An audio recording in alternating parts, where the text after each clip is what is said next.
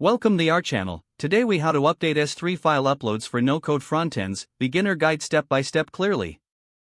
To update S3 file uploads for no-code frontends, start by accessing your S3 bucket. Log into your AWS Management Console. Navigate to the S3 Service section. Select the bucket containing the files you want to update.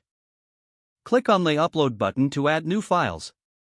If you are replacing existing files, ensure to select the same file name as the original. Adjust the settings in the Upload dialog as needed. Set permissions if your files need to be publicly accessible. Complete the upload process by clicking the Upload button at the bottom right. Once uploaded, navigate to your no-code frontend platform. Open the project where you manage your file uploads. Locate the section where your S3 URLs are configured. Update the URLs to point to the newly uploaded files. Ensure that the access permissions for the newly uploaded files are configured correctly. Test the file access from your no-code frontend to confirm it is functioning correctly. If needed, clear your browser cache to see the latest changes. Review the entire process to ensure everything is operating smoothly. Your S3 file uploads for no-code frontends are now updated successfully. If the page does not load, refresh the browser or try again in a private or incognito window.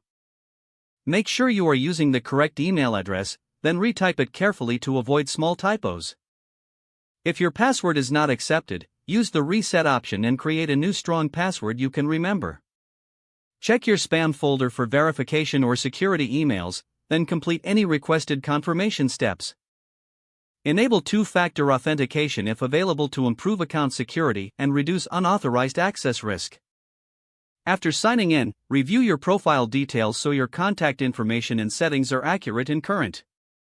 If you see an error message, note it down and try again after restarting your device and internet connection.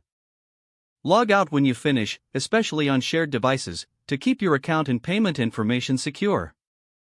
If the page does not load, refresh the browser or try again in a private or incognito window. Make sure you are using the correct email address, then retype it carefully to avoid small typos.